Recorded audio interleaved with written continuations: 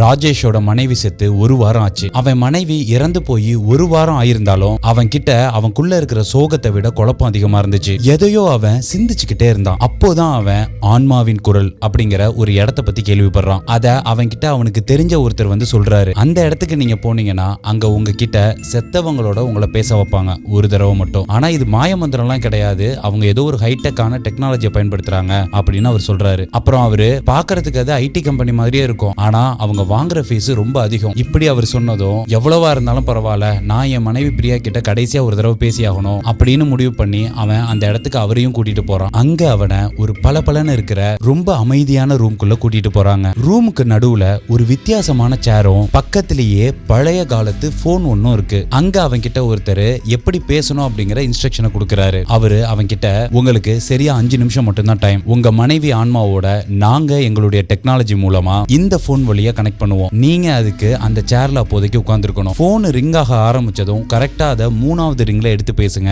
அப்படின்னு அவர் சொல்லிட்டு போயிடுறாரு. அவனும் அந்த சேர்ல உட்கார்றான், போனை பாக்குறான். இப்போ அவனோட ஹார்ட் பீட் படபடன்னு அடிக்க ஆரம்பிக்குது, ரிங் ஆக ஆரம்பிக்குது. அவர் சொன்ன மாதிரியே 3வது ரிங்ல நடுங்கிற கையோட அவன் போனை எடுத்து ஹலோ அப்படின்னு சொல்றான். அதுல அவன் மனைவியோட அதே குரல் ராஜேஷ் அப்படின்னு சொன்னதும் அவன் கண்ணெல்லாம் கலங்கிருச்சு. இப்போ அவன் பிரியா அப்படின்னு அழுதுகிட்டே நான் உன்னை எவ்வளவு மிஸ் பண்றேன் தெரியுமா அப்படின்லாம் பேசுறான். அப்போ பிரியாவோட குரல் கொஞ்சம் பதட்டமா, கௌதம் நான் சொல்றத முதல்ல கேளு, நான் செத்தது விபத்து இல்ல, என்னை யாரோ கொலை பண்ணிருக்காங்க அப்படின்னு அவ சொன்னதும் ராஜேஷ்க்கு தூக்கி வாரி போடுது. என்ன சொல்ற நீ, போலீஸ் பிரேக் ஃபெயிலியர் அதனால தான் ஆக்சிடென்ட் ஆச்சு அப்படின்னு சொன்னாங்களே அப்படின்னு அவன் சொன்னதும் அதுக்கு பிரியாவோட குரல் அது கண்டிப்பா இல்ல, வேணும்னே யாரோ பிரேக் ஒயரை கட் பண்ணிருக்காங்க, யாரோ ஒரு எதிரி நம்ம பக்கத்திலே இருக்கான், ஜாக்கிரதையா இரு நீ அப்படின்னு சொல்லிக்கிட்டு இருக்கும் போதே அந்த போன் கால் கட் ஆகுது. இப்ப ராஜேஷ் அந்த இடத்துல இருந்து வேக வேகமா அந்த கட்டடத்தோட போர்ட்டிகோக்கு ஓடியாரான். அப்படி வெளியில வந்து அவன் ஒரு நம்பருக்கு போன் பண்ணி கோவத்தோடையும் டென்ஷனாவும் ஒரு நபர் கிட்ட இப்படி கத்துறான், நான் உன்கிட்ட பிரேக் ஒயரை கட் பண்ண சொன்னேன், நீ செஞ்ச, அவ செத்தா, செத்தவளுக்கு எப்படி அது ஆக்சிடென்ட்னு இல்லாம கொலை பண்ணும் அப்படிங்கிறது தெரிஞ்சது, நீ எங்க எவிடன்ஸை விட்டு வச்ச, நல்லா யோசிச்சு பாரு அப்படின்னு அவன் பேசிக்கிட்டு இருக்கும் போதே போலீஸ் உள்ள வராங்க. உங்களை அரெஸ்ட் பண்றோம் அப்படின்னு சொன்னதும் ராஜேஷ்க்கு குழப்பம், ஏன் எதுக்கு அப்படின்னு கேக்குறான். இப்ப போலீஸ் அதுக்கு மேற்கொண்டு சொல்றாங்க, நீங்க உள்ள பேசினது உங்களுடைய ஒய்ஃப் கிட்ட கிடையாது, உங்க மனைவியோட வாய்ஸ் சாம்பிள் எடுத்து பேச வச்ச ஒரு